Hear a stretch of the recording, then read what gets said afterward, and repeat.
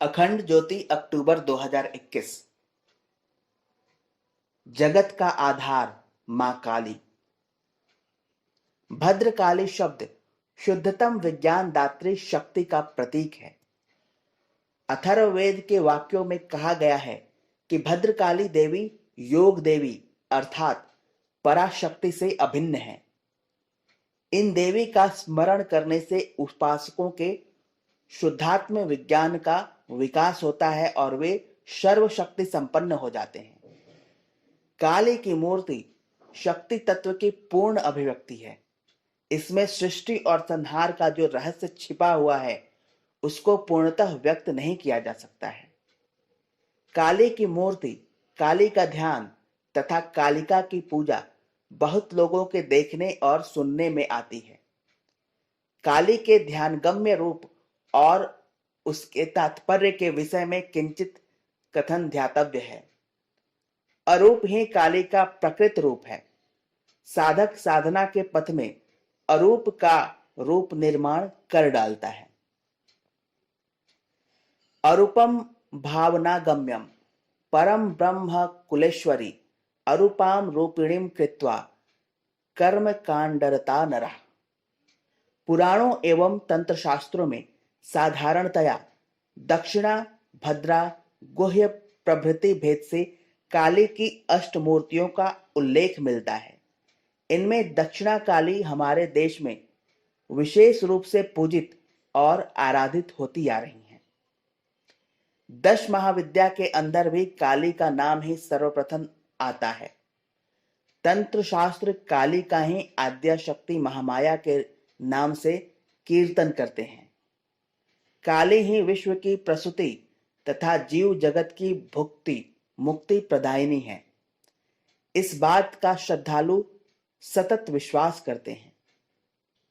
मार्कंडेय पुराण में कहा गया है कि देवी नित्य अर्थात उत्पत्ति विनाश से रहित होने पर भी देवताओं की कार्य सिद्धि के लिए रूप विशेष धारण करके धराधाम में अवतीर्ण होती हैं। देवानां कार्य सिद्ध्यर्थम आविर्भवति सा यदा उत्पन्नेति तदा लोके सा नित्य अप्यभिधीयते। शुंभ नामक दैत्य के वध के समय महाशक्ति के शरीर कोश से एक शिवा विनिर्गत हुई थी एवं इसी कारण देवी कृष्णवर्ण होकर कालिका नाम को प्राप्त हुई थी। तस्याम विनिर्गतायाम तु कृष्णा अभूत सापि पार्वती कालिकेति समाख्याता हिमाचल कृताश्रया। काली के साथ काल का घनिष्ठ संबंध है। यह काल केवल काल नहीं है वरन महाकाल है जो सब पदार्थों का कलन या विनाश साधन करते हैं। वे ही काल है कलनात् सर्वभूतानाम इति, जिनके द्वारा द्रव्य का उपचय या अपचय संगठित होता है उन्हें ही हम काल कहते हैं। काल नित्य और अखंड रूप से खड़ा रहता है। दिन रात और घड़ियों का विभाग मनुष्य की कल्पना मात्र है।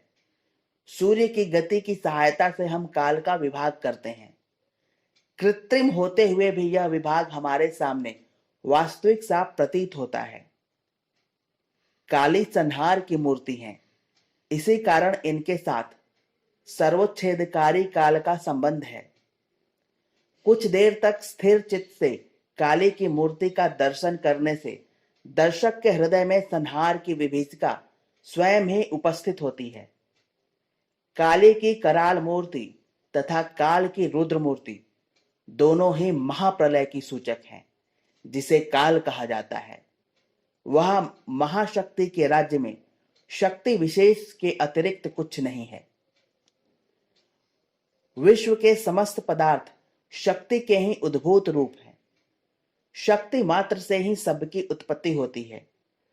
शक्ति मात्रा समूहस्य विश्वस्यानेक धर्मणः। शक्ति ही जगत का चरम उपादान है। संहार का भैरवी रूप ही काल का रूप है। काल के कराल कटार में जीव जगत निरंतर ही निष्पेषित हो रहा है। काल गर्भ से सारे भूत पदार्थों की उत्पत्ति होती है तथा काल गर्भ में ही सबका लय हो जाता है। जो काल के ऊपर प्रतिष्ठित हैं, अर्थात जो काल शक्ति के अधीन और नित्य सिद्धा महाशक्ति हैं, वे ही काली हैं। जो काल जगत का आधार है, उसका भी आश्रय काली है। काल में ही सब पदार्थों की उत्पत्ति, सत्ता, वृद्धि, परिणाम, अपचय और नाश होता है। काल के विशाल उदर में ही सब वस्तुओं का परिपाक होता है। अद्वैत दृष्टि से देखने पर काल शक्ति परब्रह्म या पराशक्ति की से अभिन्न है। मनुष्य के समस्त ज्ञान विज्ञान काल विशेष द्वारा नियमित हैं। काली तत्व दुर्गेय है। काल का दूसरा नाम रुद्र सदाशिव है। काली की मूर्ति में जो संहार की कराल विभीषिका वर्तमान है, उसे देखने पर शमशान, शव, शिवा, जलती हुई चिता, नरमुंड, रुधिर आदि सारे भयप्रद पदार्थ कालिका के ध्यान में देखे जा सकते हैं। यह है प्रलय की भैरवी मूर्ति, ध्वंस का भीषण चित्र। देवी की मूर्ति प्रलयकालीन मेघमाला के समान भयंकर कृष्णवर्णा है। उनके मुक्त केश पास, लोल रसना तथा विकट रौ भी सभी आतंककारी हैं। निमुंड गलित रुधिर धारा से उनका सर्वांग परिप्लुत है। एक तो विकराल मूर्ति, उस पर भी दिगंबरी। ऐसी मूर्ति को देखकर क्या किसी के चित्त में भय नहीं हो सकता है? ऐसी जगदीश्वरी का नाम शमशान अलयवासिनी है, जो सार्थक है। इन कृष्ण वर्णा काली में एक ही साथ भीति और प्रीति मूर्ति सर्वदा प्रकाशमान है। संहार की विभीषिका से आनंद की अभिव्यक्ति बड़ी ही मनोरम होती है। काली में विनाश और कारुण्य एक साथ मिले हुए हैं। जगदम्बा सदैव ही जीवों के दुख से कातर रहती हैं। संतान का दुख कष्ट दूर कर उन्हें अपनी शांतिमय गोद में लेने के लिए वे सदा ही हाथ पसारे रहती हैं। दारिद्र्य दुख बैहारिणी का त्वदन्या, सर्वोपकार करणाय सदाद्रचिता। इन महाकाली की उपासना भारत में अति प्राचीन काल से होती आ रही है। धर्मप्राण हिंदू कभी अचेतन वृक्ष, पत्थर की या मिट्टी की प्रतिमा की पूजा नहीं करते। वे यथोक्त विद्यानुसार प्राण प्रतिष्ठा करके मृण्मयी प्रतिमा को सचेतन करने का कौशल जानते हैं।